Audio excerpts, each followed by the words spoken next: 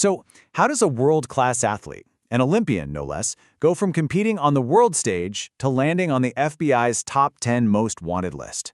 Well, we're about to dive into the absolutely wild story of Ryan Wedding, a man authorities say traded in his snowboard for a global criminal empire. And that's not just hype. The U.S. attorney is not mincing words here. This paints a picture of a brutal, sprawling organization. A quote like this really sets the stage for just how massive the international response had to be to even begin to tackle this. So this brings us to the big question. Who is Ryan Wedding? How on earth does a Canadian Olympic snowboarder allegedly become a kingpin on this kind of level? I mean, the transformation is just staggering. On one side, you have his old life, Canadian Olympic snowboarder competing for national pride. And on the other, his alleged new life, FBI top 10 most wanted fugitive. It's an unbelievable journey from national hero to international public enemy. And, you know, if there was any doubt about the scale we're talking about, just listen to this comparison from the FBI. When law enforcement starts dropping names like Escobar and El Chapo, well, that tells you they believe they're dealing with someone in a completely different league. To really wrap your head around the size of this alleged empire, you have to look at the numbers, and they are just mind-blowing. Authorities allege that Wedding's organization was importing 60 metric tons of cocaine into Los Angeles every single year. I mean, let that number sink in for a second. To try and put that into perspective, 60 metric tons is about the weight of 40 regular cars. Just picture a parking lot filled with 40 cars. That's the sheer volume of cocaine we're talking about, flowing into just one city year after year. And what does all that product add up to money-wise?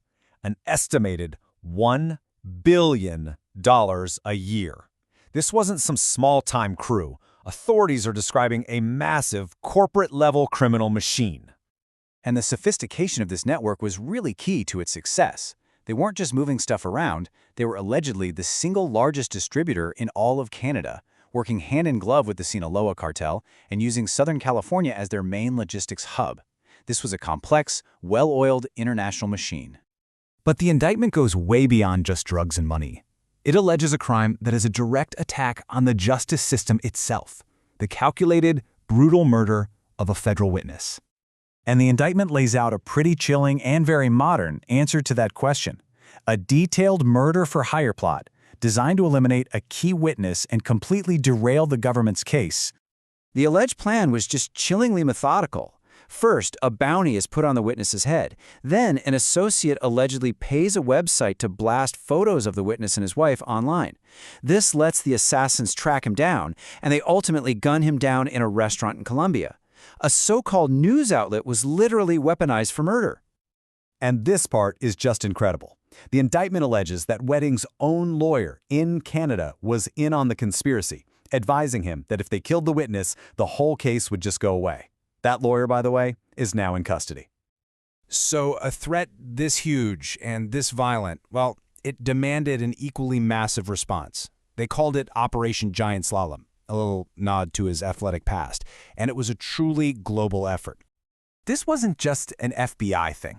To take on a network like this, it required a true multinational coalition.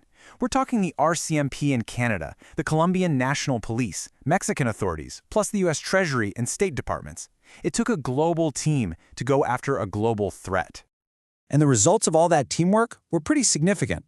Over 35 people charged, more than $16 million in assets seized, crypto, property, you name it. 12 arrests in a coordinated global sweep, and financial sanctions to cut 19 key players off from their money. These were some major blows. But the operation is far from over. The U.S. attorney had this very direct message for Wedding and anyone else still out there, making it crystal clear that even with these arrests, they are not done yet. Which brings us right up to this very moment. The active, high-stakes, global manhunt for the man who is allegedly at the very top of this whole pyramid.